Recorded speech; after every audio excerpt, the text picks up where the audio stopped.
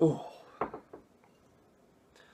Good morning, YouTube. Today is September 21st, 2016. My name is Benjamin Calvin, and this is the Morning Briefing. Alright, so our top stories for this morning are going to be an update to stories that happened that I talked about on Monday. The first one is about the New Jersey and New York bombing. Now, the suspect in the bombing, whose name is Ahmad Khan Rahami, was captured by police in New Jersey just a couple days ago.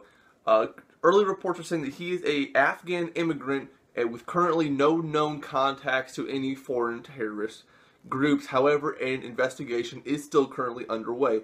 New York Mayor Bill de Blasio said, "We have every reason to believe this is an act of terror." The Minnesota stabbing attack. The assailant was killed at the scene by an off-duty police officer, and he was a Somali immigrant named Ahmed Adan. And another update to a story that happened on Monday about the bombing that happened in Syria. It was a American airstrike that killed a bunch of Syrian troops. Well, new reports are saying that those weren't actually troops, but instead prisoners conscripted into the Syrian military. And these conscripts are apparently a very common thing very common thing to find in the Syrian military. So a investigation is currently underway to determine whether or not those were conscripts or whether or not those were actual Syrian military troops. Now, moving on to more stuff about Syria, there was a humanitarian aid convoy. I actually talked about this a little bit on Monday as well, a UN aid convoy going into the city of Aleppo. Well, just the other day, a humanitarian aid convoy was nearing the city of Aleppo when Syria suddenly called an end to the ceasefire. Soon after the end to the ceasefire was called, a bombing campaign was resumed in the city, which killed over 30 people, including 17 people from the humanitarian aid convoy.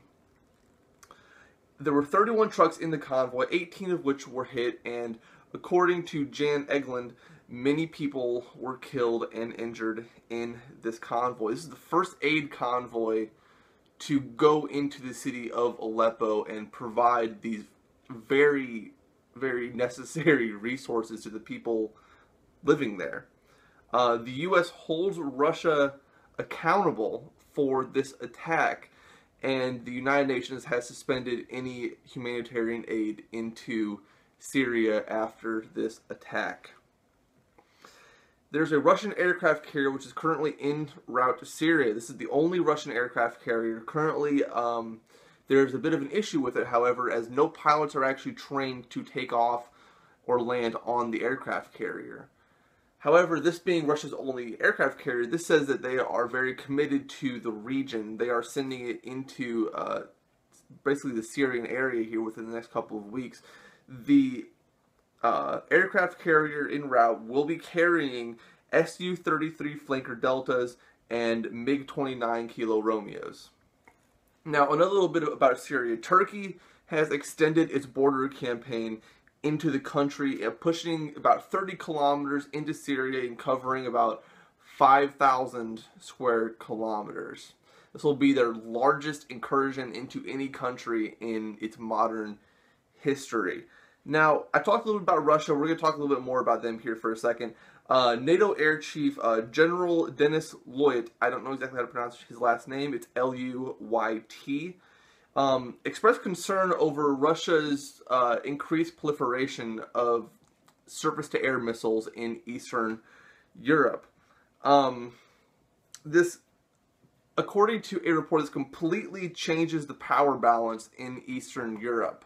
I'll be covering this more if anything else comes from this, but the SAM sites that are being built around Eastern Europe are S-300 and S-400 systems.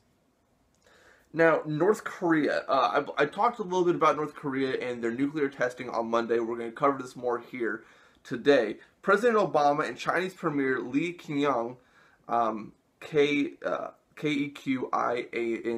I don't know exactly how to pronounce that, met on Monday to discuss China's cooperation with UN Security Council after North Korea's fifth nuclear test. So China is North Korea's largest trade partner and one of their largest allies, and to have the United States and China finally actually sitting down and discussing sanctions against the country is a very, very big thing. China and the United States and the United Nations are trying to come to an agreement to basically stop nuclear proliferation in the Korean Peninsula.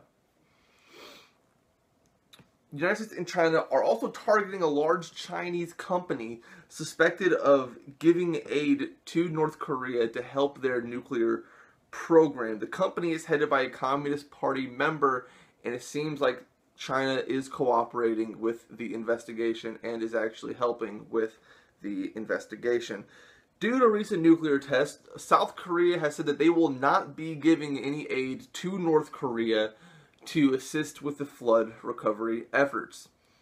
South Korea has given aid to North Korea multiple times over the last few decades, but it seems like with the recent nuclear tests, South Korea has basically said that they will not be giving any aid to North Korea whatsoever. The head of United Nations Council on Atomic Energy says that North Korea's nuclear test is a clear violation of UN Security Council resolutions. So it seems like there's a lot of condemnation going towards North Korea over their recent nuclear tests. And our last story we're going to talk about today is the India terror attack. There was an attack in the Kashmir state in India, which killed 17 people at a military base in that state.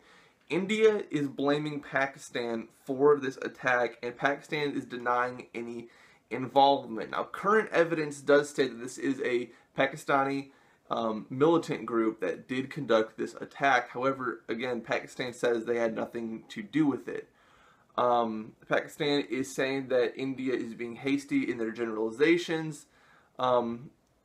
Nobody really knows exactly who is at fault yet, but reports are still coming out. And ladies and gentlemen, if you want to read any more about any of these stories that I have covered, there will be links in the description down below for you to go check out. I highly suggest you go read a little bit more into these if you want some more information. If not, you got the basics out of the way. My name is Benjamin Calvin, and this has been the Morning Briefing. I will see you on Friday.